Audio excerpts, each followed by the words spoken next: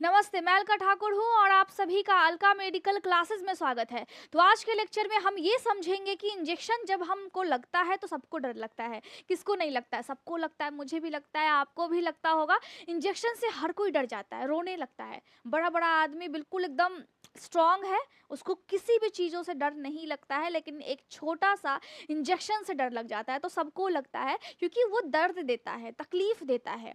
तो आज के लेक्चर में शेड्यूल के हिसाब से हमको क्या पढ़ना है? आज के लेक्चर में हमको फार्माकोलॉजी पढ़ना है, मतलब आप फार्माकोलॉजी या फिर फार्माकोलॉजी बोल सकते हैं।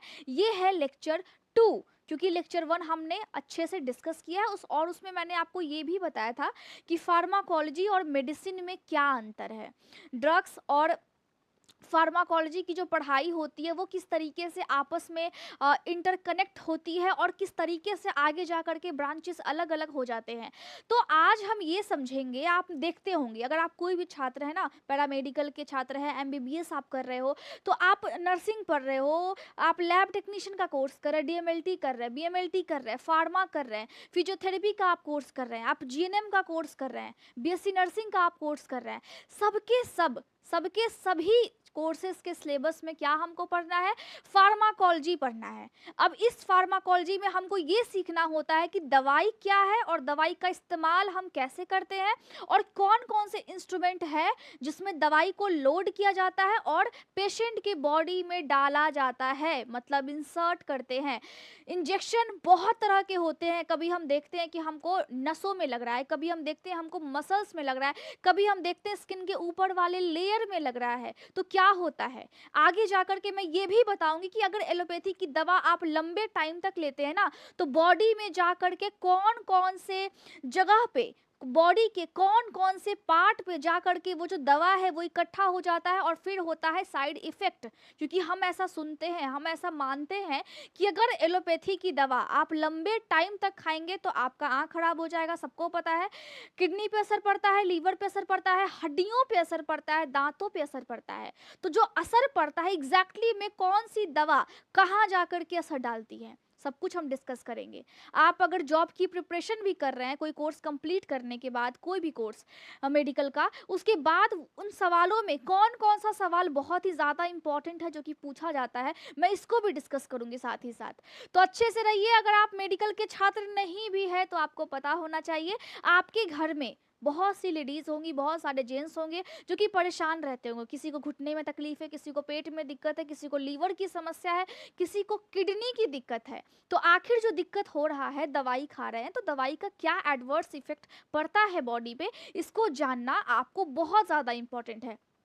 चलिए, सबसे पहली बात हम पहले ये सीखेंगे कि जो हम दवा खाते हैं ना, जो दवा खाते हैं वो किस किस तरीके से खाते हैं। कभी आपने देखा होगा कि हम सब, कभी आपने देखा नहीं, कभी आपने महसूस किया होगा, कभी कोई गोली आपको मिलती है जो कि आपको मुंह से खानी होती है, कभी आपको इंजेक्शन लग जाता है, कभी आपको मसल्स में लग जाता है। तो क्या होता है, किस तरीके से होता है, कितने सारे मेथड है, क्या इतने सालों में इन मेथड के अलावा कोई और सिस्टम एडवांस हुआ है, सब कुछ हम डिस्कस करेंगे। तो टॉपिक का नाम क्या है? टॉपिक है डिफरेंट रूट ऑफ एडमिनिस्ट्रेशन। इसका मतलब है कि आपके बॉडी में जो दवाई दी जाती है उसका कौन कौन सा रूट है, कौन कौन सा रास्ता है, किस किस तरीके से आपकी बॉडी के अंदर वो जो दवाइयाँ हैं वो इंसर्ट की जाती है। सबसे पहला है कि हम मुंह से खाते हैं तो हम उसको ओरल रूट बोलते हैं। अगर जीभ के नीचे कोई दवाई आपको दी जाती है और बोला जाता है कि आप इसको अच्छे से जीभ के नीचे दबा करके रखिए और टॉफी की तरह आप खाइए, चूस चूस करके आप खाइए, तो हम उसको बोलते हैं सबलिंगुअल। और अगर कोई डायरेक्टली आपके एनस में दिया जाता है, बहुत सारा अगर आपने मरीजों को देखा होगा तो कॉन्स्टिपेशन की समस्या होती है, तो उनको डायरेक्टली एनीमा जो है वो रेक्टल रूट यानी कि जहाँ से मल पास होता है उस जगह पर वो दवाइयाँ दी जाती है डायरेक्टली। मतलब आपको मुंह से कोई मतलब नहीं है, आपके स्टमक से कोई मतलब नहीं है, आपके वेन्स से यहाँ पे कोई मतलब नहीं है, सीधे उस जगह पे दवाई दी जा रही है। मतलब मल द्वार के स्थान पर जो दवाइयाँ दी जाती है उसी को हम रेक्टल रूट बोलते हैं। उसके बाद आपने ये नोटिस किया होगा कि कभी कभी हम देखते हैं कि वेन्स में दिया जाता है इंजेक्शन, लेकिन वेन्स में कभी कभी देते हैं, कभी कभी स्किन के ऊपर वाले लेयर में देते हैं।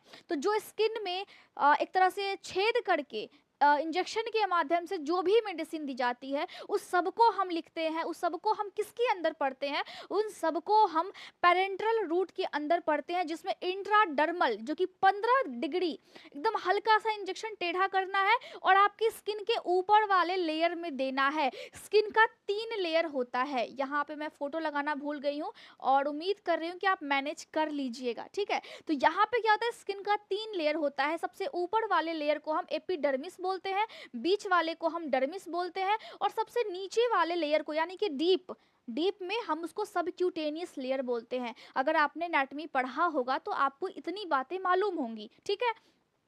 तो इंट्राडर्मल यानी कि हल्का सा इंजेक्शन को टेढ़ा करना है 15 डिग्री लगभग, और तब जा करके आपको ये वाला इंजेक्शन देना है।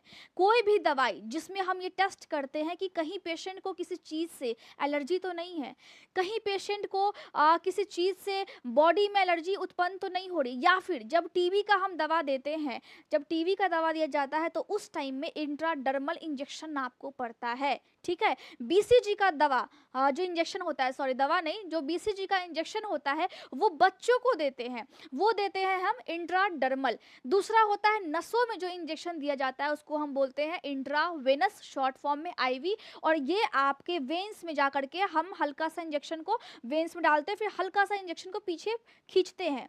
जब ब्लड आ जाता है तो हमको समझ में आता है कि इंजेक्शन जो है वो वेन्स में गया हुआ है, और तब जा करके हम लगभग 25 डिग्री अपने इंजेक्शन को यूं टिल्ट करते हैं और मोड़ करके रखते हैं, और तब जा करके धीरे धीरे करके हम दवाई को पुश करते हैं और फिर आपके वेन्स में जाता है।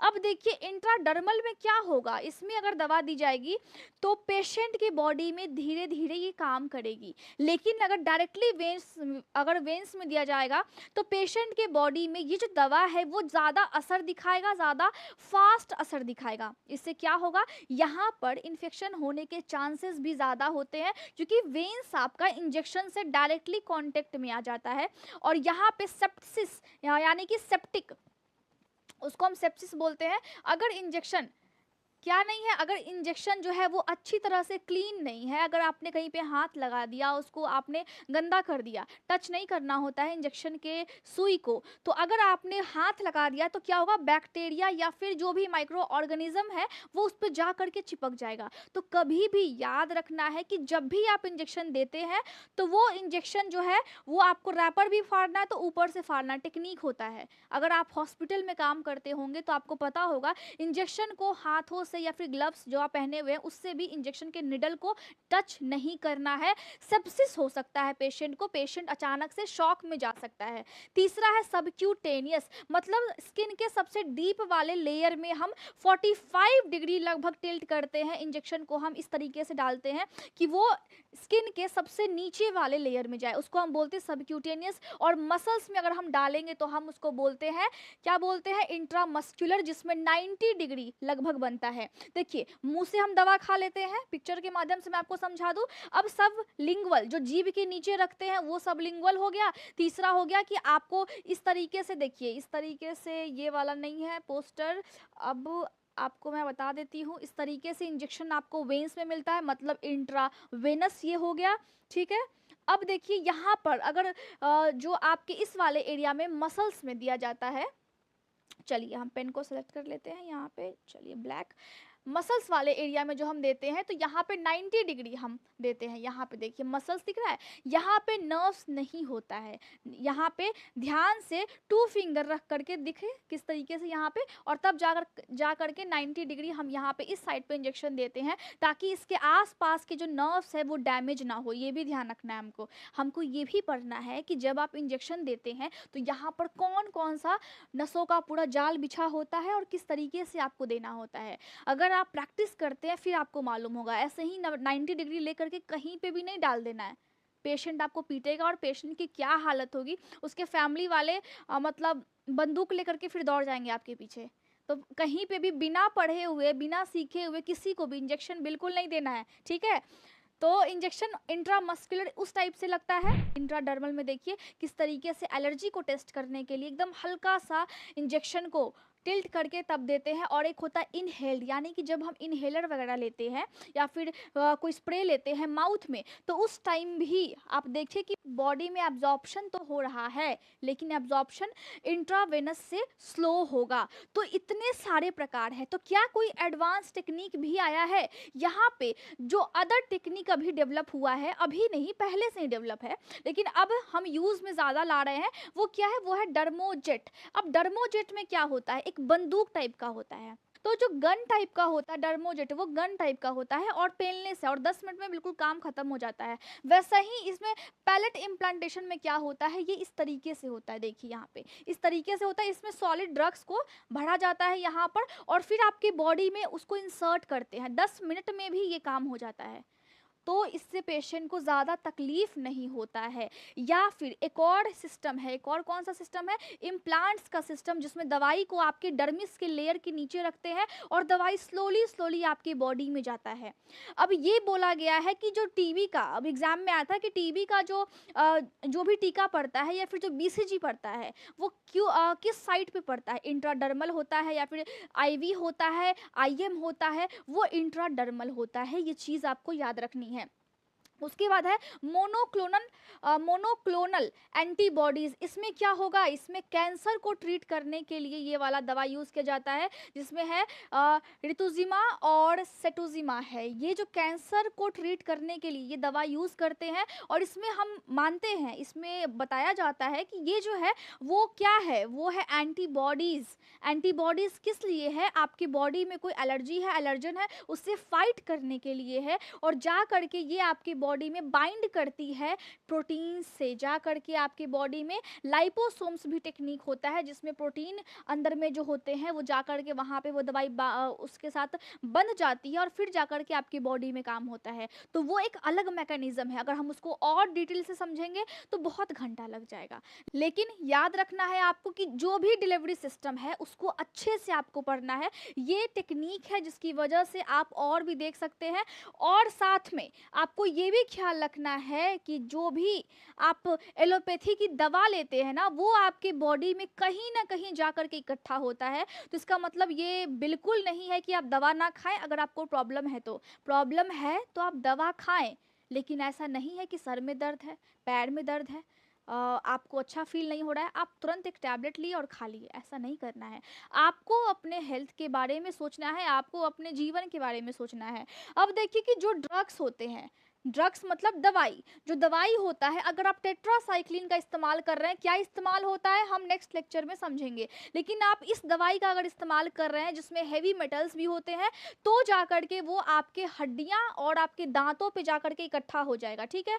अगर आप डाइगोजिन या फिर एमिटिन का इस्तेमाल करते हैं, तो ये आपके मसल्स के प्रोटीन के साथ बंध जाता है और जा करके आपके सारी हड्डियों पे इकट्ठा हो जाता है। हड्डियों के पास जो भी मसल्स होती है वहाँ इकट्ठा होता है, और आपके दिलों में इकट्ठा हो जाता है, हार्ट के मसल्स के पास। इसीलिए तो आजकल हार्ट अटैक बहुत ज़्यादा हो रहा है, क्योंकि जो चीज़ आप अपने बीमारियों को ठीक करने के लिए ले रहे हैं वही घातक बन जा रहा है। यंग एज में आप देख रहे हैं कि सबका मौत हो रहा है। क्यों हो रहा है पता नहीं चल रहा है, लेकिन जब आप दवाई लेते हैं ना, तो वो आपके मसल्स में, आपके हार्ट के मसल्स में जा करके इकट्ठा होता है, जो कि हार्ट अटैक का सबसे बड़ा रीज़न है।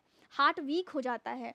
अगर आप यहाँ पे क्लोरोक्विन लेते हैं, टेट्रासाइक्लिन लेते हैं, एमिटिन लेते हैं, डाइगोजिन लेते हैं, तो ये जा करके आपके लीवर में भी इकट्ठा होता है। इसीलिए तो आजकल बहुत सारे लोगों को इंडिया में लीवर की समस्या है, लीवर में प्रॉब्लम है। समझ नहीं आता उनको क्या हो गया। हम तो बिल्कुल सही चीज़ खा रहे हैं ना, समझ नहीं आता उनको, लेकिन प्रॉब्लम है।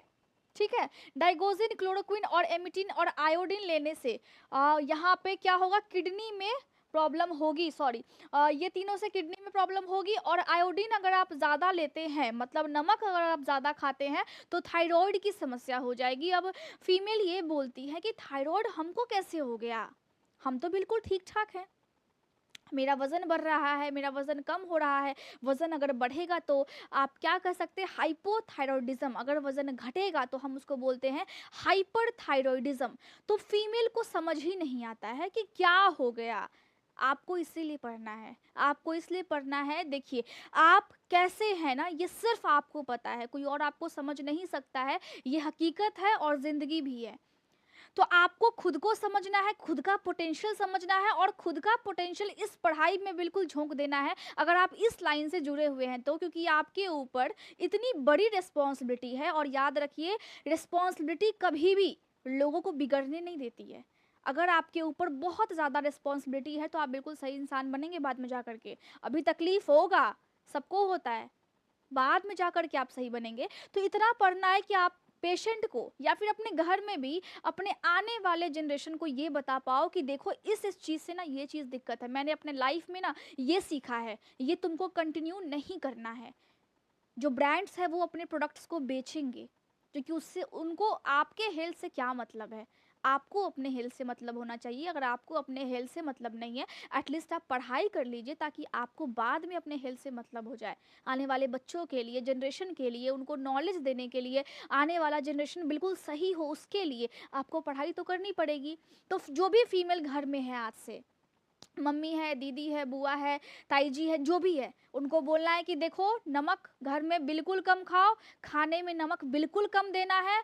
और बात मानो मेरा, क्योंकि इसकी वजह से थायराइड की समस्या हो जाती है। अब ये भी लोग बोलते हैं कि दवाई तो खा रहे थे किसी और चीज़ का, लेकिन देख रहे हैं ना कि 3-4 साल में मेरे आंखों की रोशनी कम हो गई है। अब क्या होता है, क्लोरोक्विन ये जा कर के आपके न्यूक्लियोप्रोटीन से जाकर के बाउंड कर जाती है, बंध जाती है, जिसकी वजह से आपका रेटिना डैमेज होने लगता है। और हम सब जानते हैं रेटिना कहाँ पे होता है, आँखों में होता है।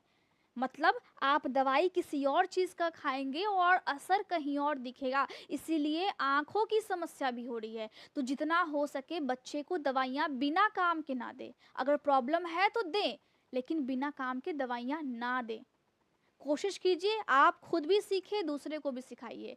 जो भी डाउट होता है, आज का लेक्चर मैंने आपको समझा दिया है। जा करके टेलीग्राम ग्रुप पर सारे अपडेट्स आपको मिलते रहते हैं। मैंने मैसेज भी किया है, वहाँ पे मैं क्लास के पहले आपको इन्फॉर्म भी कर देती हूँ। कोई भी डाउट होता है, ट्विटर अकाउंट या फिर आप टेलीग्राम जा करके टेलीग्राम ग्रुप को ज्वाइन कीजिए और कोई भी डाउट होता है आप बेझिझक पूछिए। वहाँ पे जवाब आपको मिलेंगे। शाम में मैं थोड़ी-सी बिज़ी रहती हूँ, उसके बाद मैं फ्री नहीं हूँ, लेकिन तभी भी मैं देखती हूँ मैसेज, वहाँ मैं खुद मैसेज आपको करती हूँ। कोई भी दिक्कत होता है वहाँ पे आप नोट्स के लिए या फिर वहाँ पे, वैसे नोट्स मैं आपको बता चुकी हूँ कि जब मैं लिखती हूँ तो आप साथ-साथ नोट्स बनाएँ। लेकिन अगर कोई सवाल है, कोई दिक्कत है, कहीं परेशानी आ रही है, तो आप जाकर के वहाँ पे मैसेज कर सकते हैं। उम्मीद है आप अपने लिए काम करेंगे, अपने स्वास्थ्य के लिए, अपने आने वाले जनरेशन के लिए, अपने सपने के लिए और खुद के लिए, अपने परिवार के लिए। Thank you so much.